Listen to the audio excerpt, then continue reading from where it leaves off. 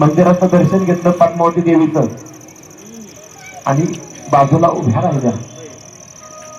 शिवछत्रपती खाली मान घालून जोपर्यंत झिरले डोळे पुसत पुसत राजे जवळ आले. कारण आऊसाहेबांचं सांत्वन करणे शिवबा राजात केले दुसरं कुणाच्या हातात नव्हते. राजांना ठाऊक होतं म्हणून राजे राजगडावरती आले. सगळे दरवाजा वाजून वाजून वैतागले होते हो. त्याच वेळी शिवबा राजांनी दरवाजा वाजवला. आऊसाहेब आऊसाहेब आम्ही आलोय. आऊसाहेब तुमचं शिवबा आलाय. आऊसाहेब उघडा ना दरवाजा. आऊसाहेब एक नाही दोन नाही शेवटी राजे न राहून बोलले आऊसाहेब आम्ही आता इथल्या दगडी फरशीवरती दरवाजा उघडा. पण दादांनो तरी जिजाऊ मासाहेबांनी शिवबा राजांचं ऐकलंच नाही. प्रचंड त्रास त्या पूर्ण भयंकर व्याधी माझ्या शहाजीराजांच्या आम्ही वैतागलो. तुमचे आबासाहेब आले त्यांनी एवढे विनम्र केले. आबासाहेबांनी तुम्ही कसे दरवाजे लावून बसला तर आम्ही काय करायचं इकडे. त्याच वेळी दादांनो ते 7 वर्षाचे म्हणजे शंभूराजे पुढे आले. दादांनो माझ्या शंभूराजांनी ती कडी वाजवली. आऊसाहेब आऊसाहेब अहो तुमचा शंभूबा आहे. उघडा की आऊसाहेब. मला एकच इच्छा आहे आईची. मला माहित नाही पुन्हा 18 फकट घातीचं रयतेचं स्वराज्य पाहायला त्या जगदंबा मातेनं पुन्हा मला कधी जन्माला घातलंच ना.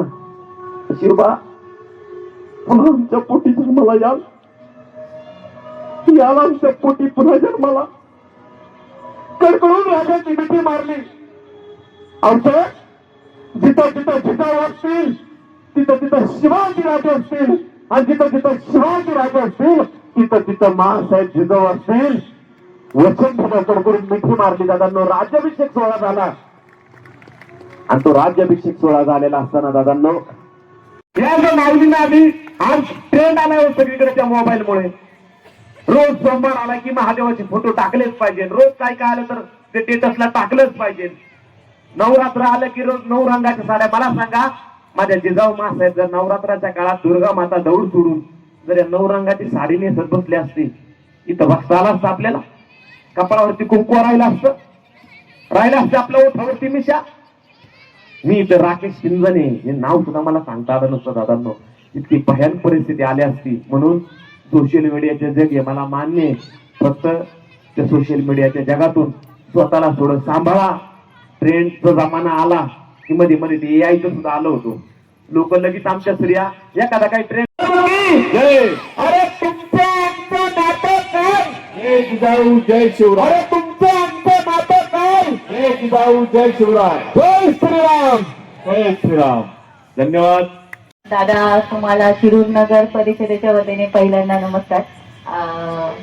बोलण्याआधी मी खरं एक म्हणेन की माझ्याकडून आज थोडीशी जर चूक झाली तरी मी क्षमस्व. सह्याद्रीच्या सातारावरील प्रहार काढून ज्या माऊलीने आपल्याला स्वाभिमानाने शिकवले, स्वाभिमानाने जगायला शिकवले त्या म्हणजे आपल्या राजमाता जिजाऊ माता मा जिजाऊ साहेब. खरं तर आपण आज सगळ्या स्त्रिया स्वाभिमानाने जगतोय. आज तुमच्या सगळ्यांच्या पुढे आहोत ते फक्त जिजाऊ साहेबांमुळे. तर आज त्यांनी एक माणसाला नाही तर राष्ट्राला ओळख दिलेली आहे.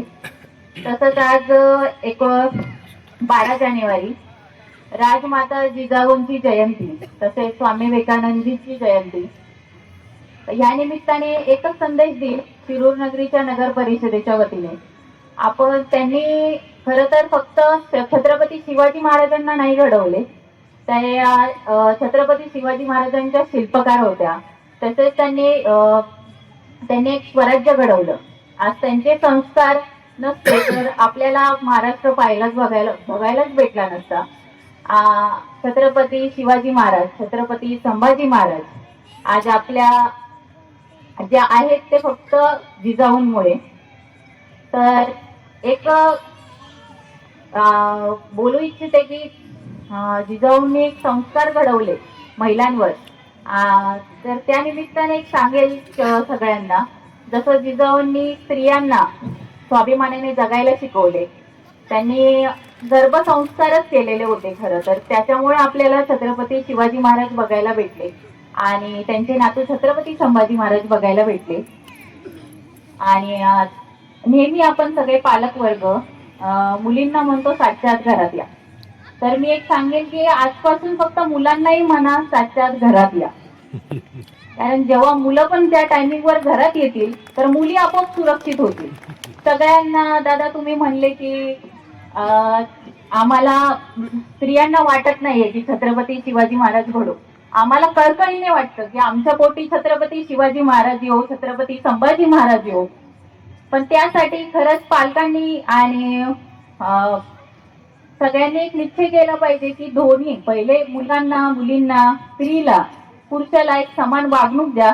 जी पहिले महाराष्ट्रात होती ती जर वागणूक आली तर आपोआप आपल्या विचारात बदल होतील, वागण्यात बदल होतील. तर शिरूर नगरीच्या नगर परिषदेच्या वतीने तुम्ही सगळ्यांनी मला इथं निमंत्रण केले, माझा पुरस्कार दिला, त्याबद्दल खूप खूप धन्यवाद. जय महाराष्ट्र, जय जिजाऊ, जय शिवराय, जय शिरूर. आणि सगळ्यांचे खूप खूप आभार व्यक्त करते. काही चुकली असेल तर माफ.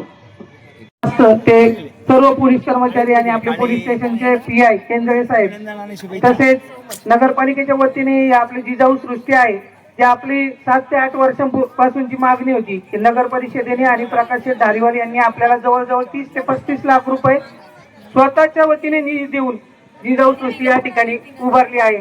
त्या नगर परिषदेचा आणि प्रकाश भाऊंचाही मी या ठिकाणी आभार मानतो. आजच्या काळात शालेय पाठ्यपुस्तकांमध्ये छत्रपतींचा किंवा महासाहेबांचा इतिहास जेवढा पाहिजे तेवढा नाहीये. मी इथं म्हणतो नाहीच, ते खूप थोड्या प्रमाणात आहे. म्हणून आम्ही वेळोवेळी अशा कार्यक्रमांमधून महासाहेबांचा, छत्रपतींचा पराक्रमी इतिहास लोकांपर्यंत कसा पोहोचेल असा प्रयत्न करत असतो. आणि आजच्या काळात म्हणजे लोकांना आवड नाहीये या गोष्टींबद्दल किंवा त्यांना वेळ नाही असं म्हणता येईल. जुन्या काळात त्या आजी आजोबा असायचे ते आपल्या लहान मुलांना शिकवायचे जुना इतिहास. पण आजच्या काळातल्या आई वडिलांना व्यवसायामुळे, कामामुळे तो वेळ नाहीये किंवा ते आजी आजोबाही मुलांवर संस्कार करणारे आजच्या काळात राहिले नाही असं मला वाटतं.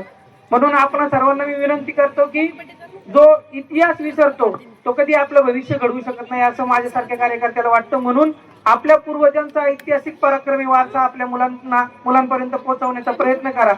आपले छत्रपती म्हणजे जगात कोणाकडे नाही येतो इतिहास, आपल्याकडे येतो वारसा, आपल्याकडे येतो आपल्या मुलांना. या कार्यक्रमासाठी सर्वांनी एवढ्या वेळ उपस्थित राहिला त्याबद्दल तुमचे आभार मानतो. जय शिवराय. सालाबाद प्रमाणे जिजाऊ जयंतीचा कार्यक्रम उत्साहात पार पडलाय. सकाळपासून खूप उत्साह शिरूर शहरामध्ये पाहायला मिळाला. जिजाऊ गार्डनमध्ये कार्यक्रम होताना तुम्हाला काय सांगावं वाटतं? खूप आनंद होतोय कारण सालाबाद प्रमाणे यावर्षी जिजामाता जयंती या ठिकाणी साजरी करण्याचा योग आला. त्या ठिकाणी आदरणीय पिंजन साहेब यांचं सुंदर असं व्याख्यान या ठिकाणी सादर झालं. सगळ्यांना आवडलं, प्रत्येक जणाच्या डोळ्यात पाणी दिसलं. खूप छान आहे. मी स्वतःला खूप भाग्यवान समजतो कारण ज्या मातेनं स्वराज्याचं देखणं स्वप्न पाहिलं आणि ज्या महापुरुषांनी ते स्वप्न सत्यात उतरवलंय ते राजा शिवछत्रपती आणि धर्मवीर संभाजीराजे यांना अभिवादन करणं म्हणजे खूप भाग्याची अशी गोष्ट आहे. आणि या ठिकाणी जे सगळे सहकारी आहेत त्याच्यात उमेशदादा आहे, बबडी आहे, ज्योतिताई आहेत, किरण आहे, या सगळ्यांनी जे अतिशय मोलाचं असं योगदान या ठिकाणी दिलं त्याच्यामुळं हा सुंदर असा कार्यक्रम शिरूर शहरामध्ये पार पडला. आणि खूप उपस्थितीसुद्धा खूप चांगली होती आणि विविध पुरस्कार या ठिकाणी देण्यात आले होते. त्याच्यामध्ये आदर्श माता आहे, आदर्श समाजसेविका आहे, आदर्श शिक्षिका आहे, असे वेगवेगळे पुरस्कार देण्याची संधी आम्हाला मिळाली. त्याबद्दल मी मनापर्यंत सर्वांचे मी आभार मानतो आणि सर्वांनी खूप छान असं संख्येने उपस्थित राहिले सर्वांचे मी पुन्हा एकदा आभार मानतो. धन्यवाद.